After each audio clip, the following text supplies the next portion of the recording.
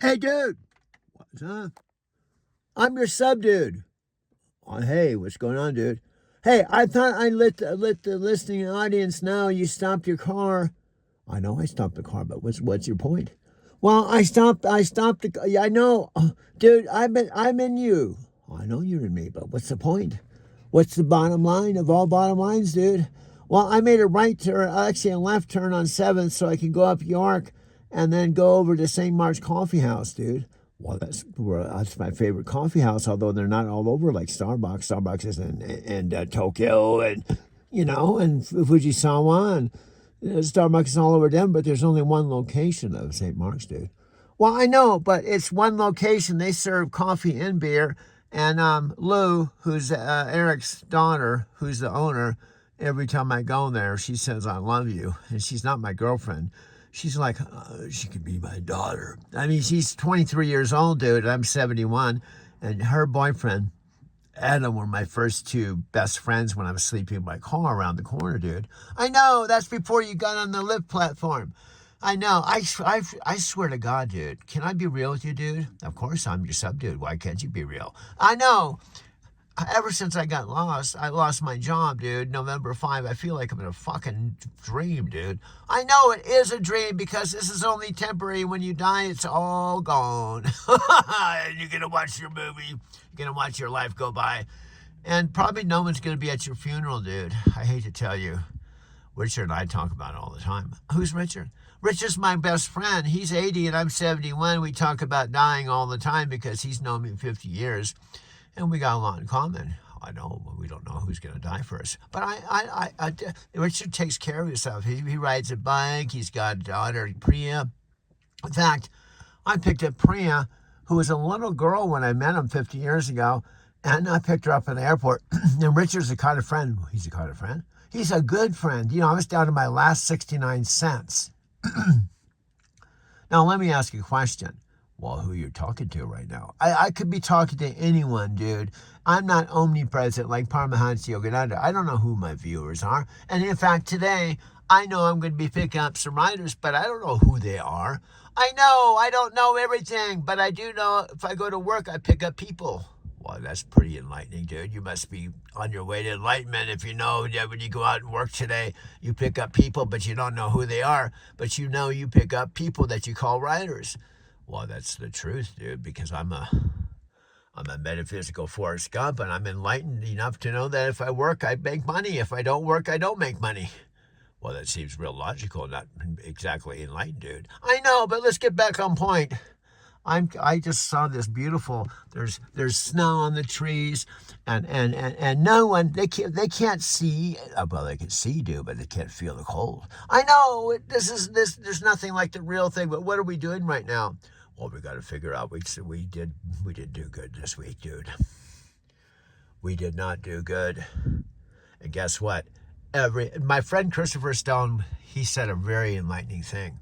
Who's Christopher Stone? Well, Christopher Stone's like Richard. He's known for you a long time. What he said the other day, which is absolutely 100% true, that you wouldn't know unless you were me, but Chris knew. He said each week at 5 a.m. Monday, you are reincarnated. I know I'm still in this body, but I get a second chance, although I got to keep this car, dude. If I don't have this car, I don't have this phone, I don't have my Lyft app, and I don't have enough electricity to drive the car. I can't pick up riders, and if I can't pick up riders and I lose this car, I'm out in the streets. If I'm out in the streets, I'm out in the cold. I don't want that to happen. We can't we can't hit that rock bottom. I know. We got to get our shit together. We got 94%, dude. Plus, we can go 315 miles, and we're okay. We can live for another day, dude. We can live for another day. Let's go back to our regular program. Why you just stop right here, just talk to the camera for a few minutes? Yeah, because it's 4 minutes and 29 seconds, and I can chop this down to 1 minute, or 16, 30 seconds, or I can, I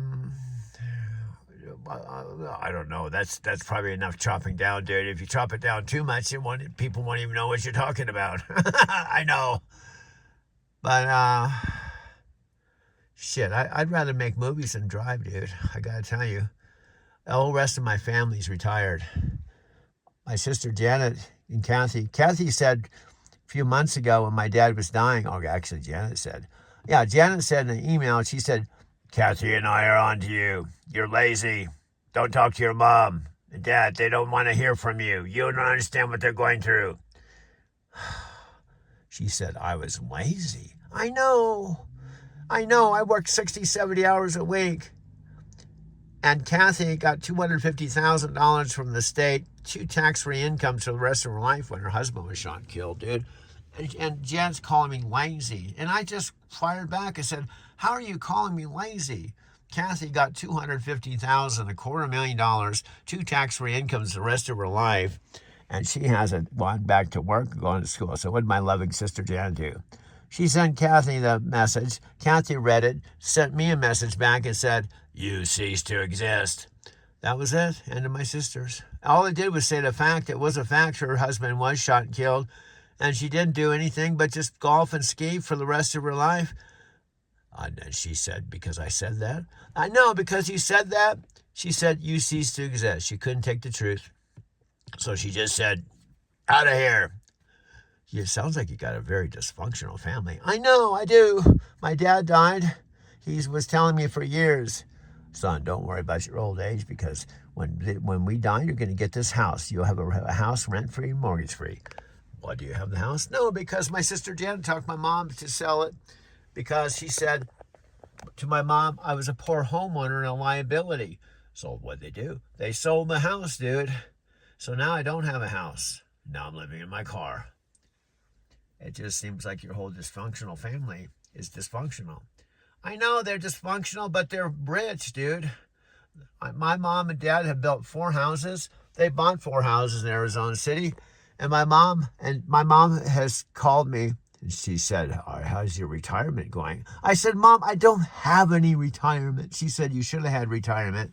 I said, Mom, I don't. I thought I was going to have the house, and then I was fired, and then you, Dad, sold the house, so therefore I didn't have a job, I didn't have a house, and then because I got fired, my retirement plan to recruit people in Japan. Well, she doesn't understand that, dude. She thinks you should have built houses. I know, but I don't know how to build a house, you know? I know she doesn't understand your metaphysical stuff either. I know she doesn't mention. And even, can you imagine this? This is what really happened in my life. Sophia Rashkin, who made $70,000 a month, I paid $1,000 a day to mentor, who became a shaman on the channel. She actually asked me to ask my mom if she could park her van in front of my house while I was out on the road. That was really funny. So I did ask my mom. They knew Sophia's metaphysical. They thought about it and they said no. So I had to tell Sophia, I'm sorry, my mom and dad didn't want you to park your van in front of my house in the wintertime while I was on the road. I never dreamed that was going to happen. I know. And now she got married to Nick. And you tried to meet Nick in Tokyo, and he screwed up not once but twice. And I even talked to Chicago about it. I know you stayed there to help him out. I know. And he screwed up. Do you know what he did? I told him he had to take this express train from Narita to a specific stop right by his Airbnb. And I waited and waited. Guess what? He texted me and said, I didn't take the express train. I took the bus. You took the bus? Man, oh man, I was so upset. I changed my airline ticket, cost me $300. I lost 3 weeks of wages, and I almost lost my job to meet him to help him with the subways. And then I gave him a second chance the next day. I said, Nick, you got to meet me at this Shibuya station. Guess what? I waited. He contacted me a while. He said, we decided to go shopping in this neighborhood. So Chikanko said, just forget him. And that's Sophia's now husband. This is a weird thing, dude. I know. Aaron was like successful, and I actually liked Aaron. I thought he was okay. And then she wouldn't even come down to visit me, dude.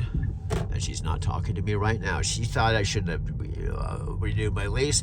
And she called me the other day, and she was the one that told me I need to go see my dad when he was dying. Seems like you got a real boring life, dude. Now, my life is not boring, dude. Well, I think it is. because you're not Matthew McConaughey or Tony Robbins or Dean Graziosi. They have an exciting life, and you're just a boring Lyft rider, dude. Well, who are you? I'm your limiting belief talking to you, dude.